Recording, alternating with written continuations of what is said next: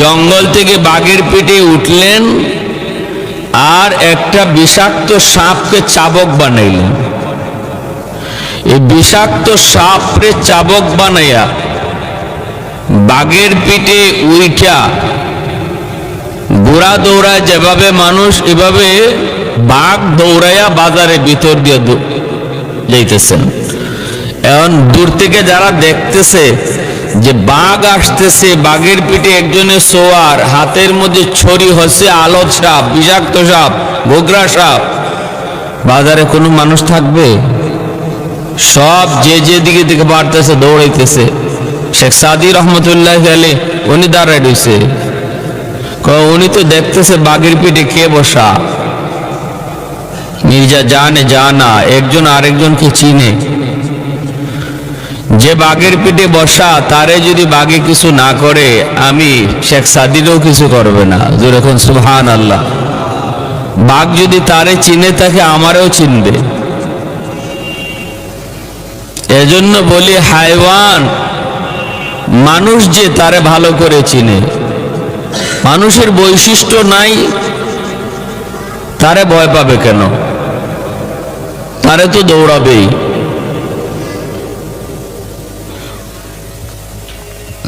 হাসরের মাঠে বহু মানুষ মানুষের সুরত ধরে উঠবে না। আল্লাহ নবীর হাদিস, বিভিন্ন হাইওয়ানাতের সুরত ধরে উঠবে। কেউ বাঘের সুরত ধরে, কেউ শিয়ালের সুরত ধরে, কেউ কুকুরের সুরত ধরে, কেউ বানরের সুরত ধরে, কেউ শুয়োরের সুরত ধরে উঠবে।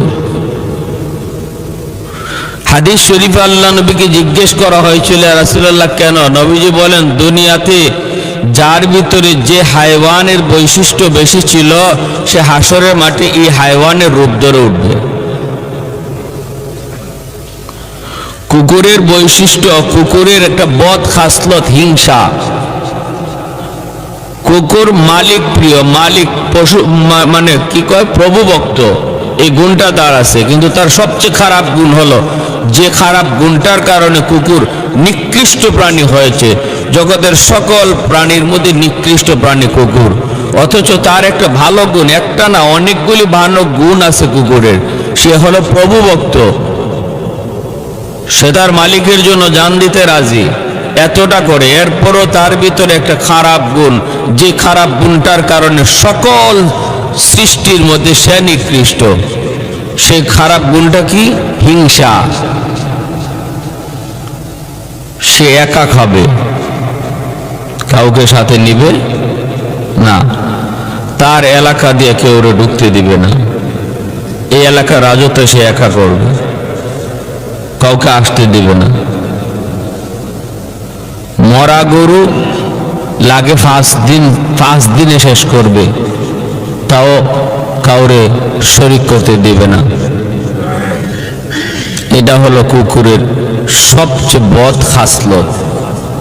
এই ধরনের স্বভাব যে মানুষের কাছে থাকবে, হাসরের মাঠে তার রূপ ধরবে কুকুরের।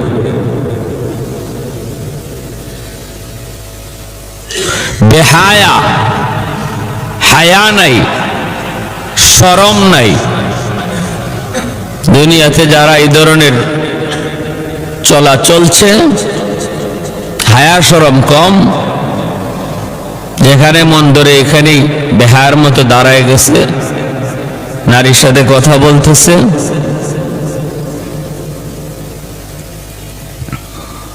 আল হায়াউ শুবাতুম মিনাল ঈমান, হায়া ঈমানের অঙ্গ যেখানে বলা হয়েছে। শরম, লজ্জা, এটা ঈমানের অঙ্গ। যার লজ্জা নাই, হাসরের মাঠে শুয়োরের আকৃতিতে উঠবে। শুয়োর, ওর লজ্জা নাই, ওর শরম নেই। এই জন্য আমরা দেখতেছি মানুষের চেহারা, কিন্তু সে মূলত কোন রূপ ধরে আছে, এটা যাদের চোখ আছে তারা দেখে। ওই জন্য নাম ভুলে গেছি এখন। বহুত বড় কাল্লাওয়ালা ছিলেন দারুল দেওবন্দের, তো উনি রুমাল, শাহ ওয়ালিউল্লাহ মুহাদ্দিসে দেহলভী, শাহ ওয়ালিউল্লাহ মুহাদ্দিসে দেহলভী রহমতুল্লাহ, উনি রুমাল এভাবে রুমাল দিয়ে চোখ ঢাইকা বয়ান করতেন। আমি আপনাদেরকে দেখতেছি, কিন্তু উনি এভাবে দেখে বয়ান করতেন না, রুমাল দিয়া চোখ ঢেকে বয়ান করতেন, মানুষ দেখতেন না, বয়ান করতেন। একদিন এক মুরিদ বলছে যে হযরত এভাবে বয়ান করেন কেন? বলে এটা কারণ আছে, সব বলা যাবে না। বলে হযরত বলেন না, কি কারণটা কি জানবার ইচ্ছা হয়। কথা নেই, আমার রুমালটা তোমার মাথায় দাও। তো উনার রুমালটা তার মাথায় দিয়েছেন, দিয়া বলেন এখন তাকায় দেখো তো।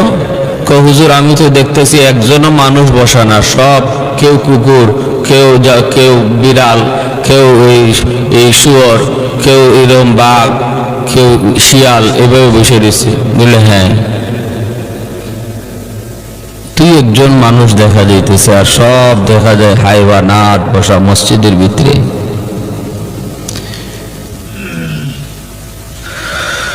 আল্লাহ তুমি আমাদের সহি বুঝ দান করো, সবাই বলে আমিন। এই জন্য মানুষের স্বভাব, মানুষের যে বৈশিষ্ট্য, সেটা সবসময় বজায় রাখি মানবিকতা।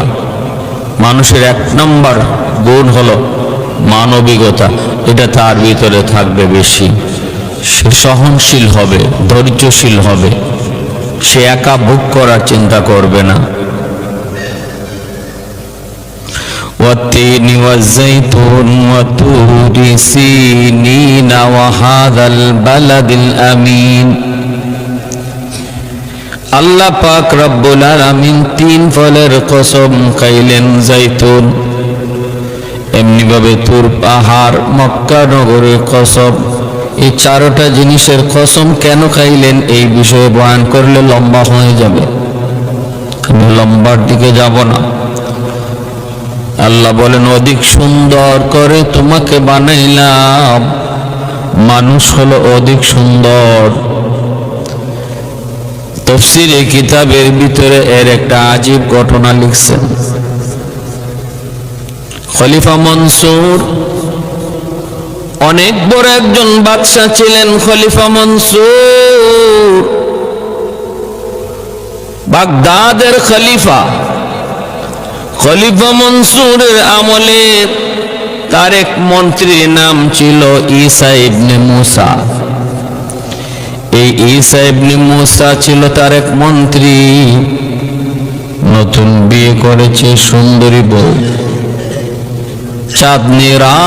চাঁদনি রাতে প্রাসাদ থেকে বের হয়ে আসে, চাঁদের আলোতে নতুন স্ত্রীকে নিয়ে কথা বলতেছে। ওই অবস্থায় একবার চাঁদের দিকে তাকায়, আরেকবার স্ত্রীর চেহারার দিকে তাকায়। খুব খুশি সুন্দরী বউ পায়া, বলতেছে তুমি অনেক সুন্দর, আমার জীবন ধন্য, তুমি অনেক সুন্দর, তুমি চাঁদের চেয়েও বেশি সুন্দর। নতুন বিবি কয় আবেগের সাথে হুঁশ রেখো, চাঁদের চেয়ে আবার মানুষ হয় সুন্দর কেমনে? চাঁদের চেয়ে মানুষ আবার বেশি সুন্দর হয় কেমনে? না, তুমি চাঁদের চেয়ে বেশি সুন্দরী।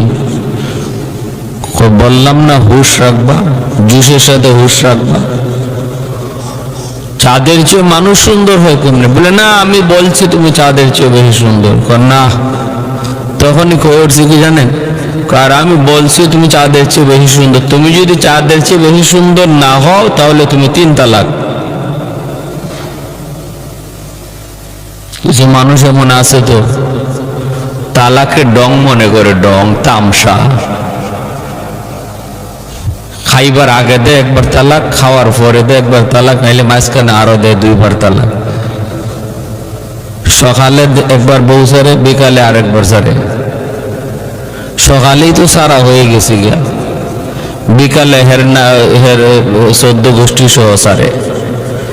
এই ধরনের যারা করে এরা আবার পরে আমাদের কাছে কান্নাকাটিও করে এসে, কৌজু রাগের মাথায়, গুসার মাথায় 3 কথা কয়ে ফেলাইছি, হুজুর এখন কি করি? সব জায়গায় ডং চলে না। তামসা চলে না, মজাক চলে না। মজাকের জায়গা মজাক, ডঙ্গের জায়গা ডং, কিন্তু সব জায়গায় চলে না। তালাক শব্দ লইয়া মজাক করার, ঢং করার কোন সুযোগ শরীয়তে যেরকম আছে? বিষাক্ত সাপ লইয়া আপনি তামসা করেন, গোগরা সাপের সামনে নেন, এই সাপ তুই আমার কামড় দিস না, আমি তোর সাথে এমনি ফাজলামি করতেছি, তোর সাথে একটু ডং করতেছি, একটু মজাক করতেছি, তুই আমার কামড় দিস না। এই কথা কইলে গোগরা সাপে আপনারা সালাম দিবে? হ্যাঁ, আপনি যে এর সাথে ডং করতেছেন, মজাক করেন, এটা বুঝবে? তালাক এরম গোগরা সাপের মতো। তালাক শব্দটা, তালাক শব্দটা এটা গোগরা সাপের মতো। এর সাথে ডং চলে না, তামসা চলে না, হাসির চলে দেন আর রাগ করে দেন, খালি বলবেন সাথে সাথে ছোবল, সাথে সাথে ছোবল।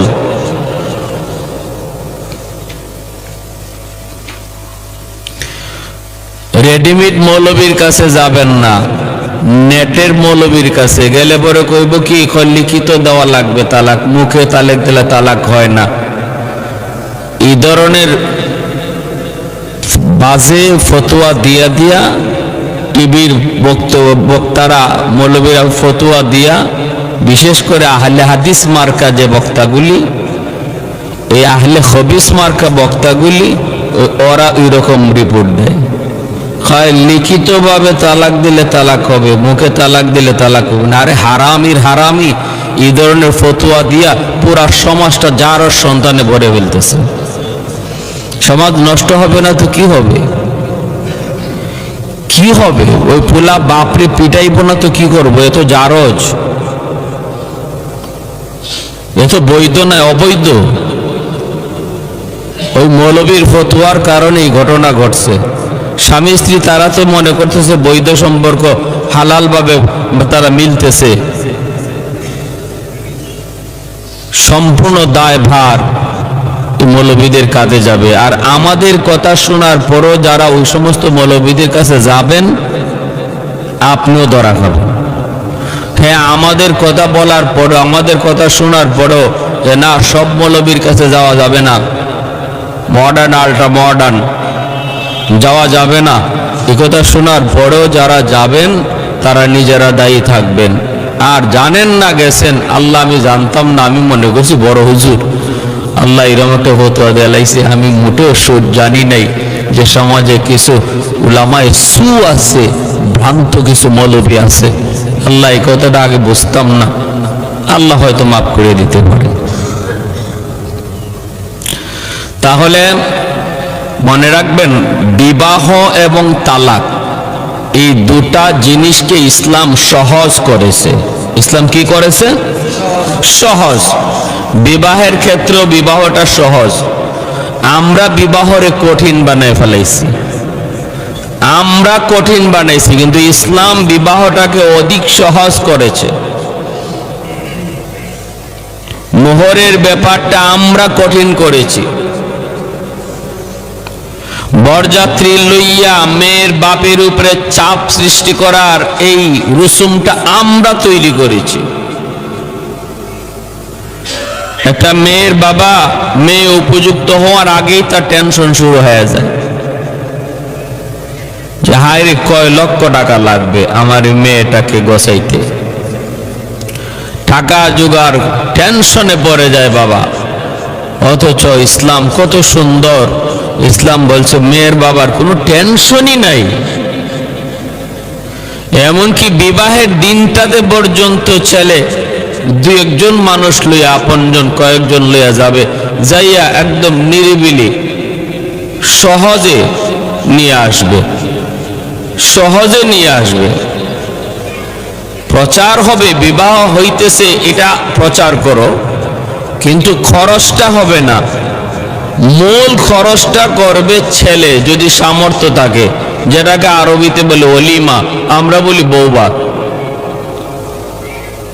এই ওলিমাটার বিধান আছে শরীয়তে, এটা সুন্নত, এটা সুন্নত। ওয়ালাউ বিশাত, নবী বলেন একটা ছাগল দিয়ে হলে ওলিমা করো, একটা ছাগল দিয়ে হলে ওলিমা করো।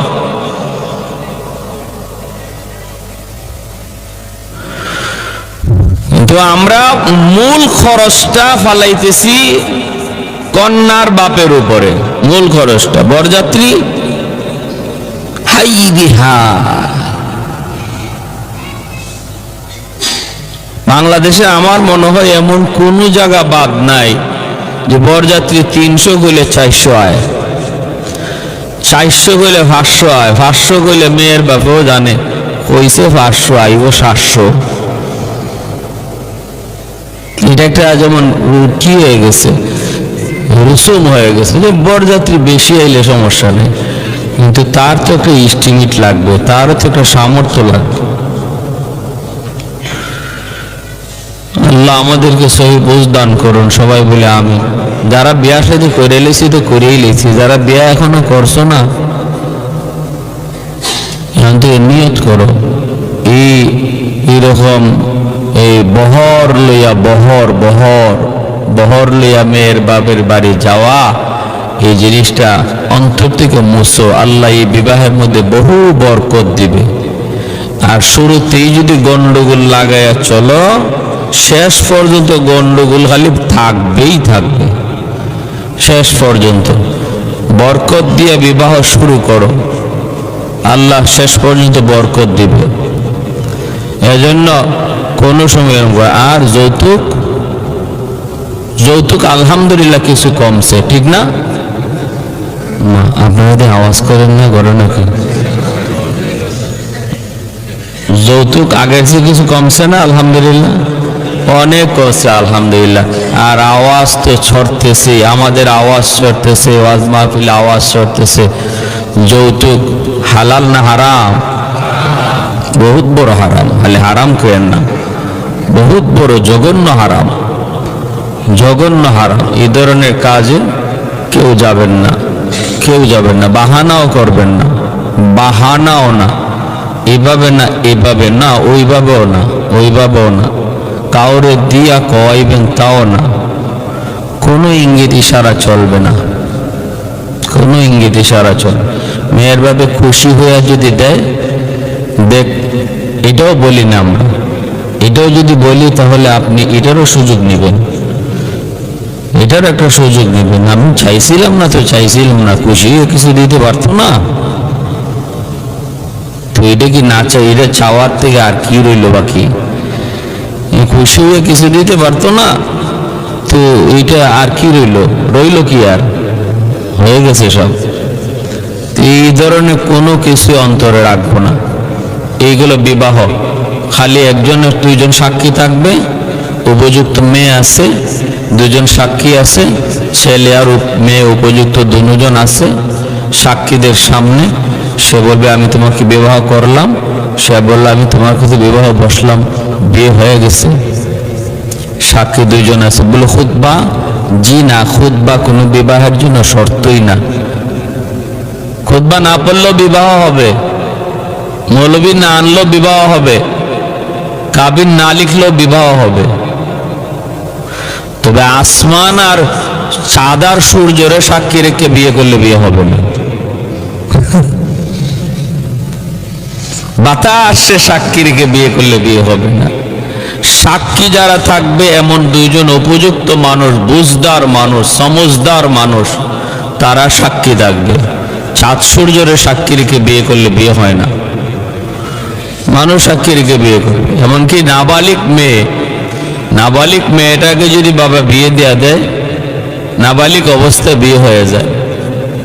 দেখেন কেমন বিয়ে হওয়া হয়েছে। একটা ঘটনা আছে আর কি, একজন উস্তাদ পড়াইতেছে তো বলতেছে যে নাবালিক মেয়েরে বাবা বিয়ে দিলে বিয়ে হয়ে যায়। ছাত্র একজন আসলে খুব দুষ্ট, সে বলতেছে হুজুর কেমনে বুঝি নাই। হুজুরে বুঝোস না, এটারে বুঝাইমু কেমনে তোরে? হুজুরের একটা নাবালিক মেয়ে ছিল, তো কয় হুজুর বুঝি নাই তো কেমনে, ঘটনা কেমনে? হুজুর মনে কর আমি বললাম যে আমার মেয়েটাকে তোর কাছে দিয়ে দিলাম, আর হে কয় হুজুর আমি কবুল করলাম।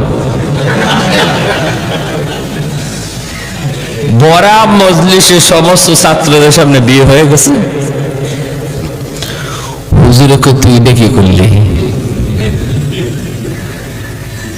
তুই এটা কি করলি? হয়ে গেছে, কিন্তু এখান থেকে আর ফিরে আসার কোনো সুযোগ নাই, এবং এই মেয়ে ছাত্রের কাছে দেওয়াই লাগছে।